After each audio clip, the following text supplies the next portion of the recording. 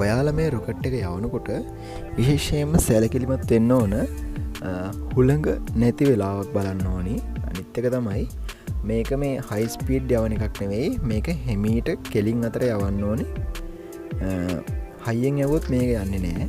ඒ නිසා හිමීට යවන්න ඕනේ හුළං නැති වෙලාවක උසස්ථානයක ඉඳන් වගේ යවනවනම් ඇත්තරම මේක ගොඩක් දුරට ලස්සන්න පාවෙලා යනවා.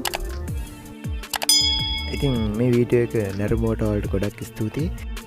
තවත් ලස්සන වීඩියෝ කිහිපයකින් හම්බෙන්න බලාපොරොත්තු වෙමින් අපි ඉතින් අපේ channel එක subscribe කරලා අපිත් එක්ක රැඳිලා ඉන්න කියලා ඉල්ලනවා.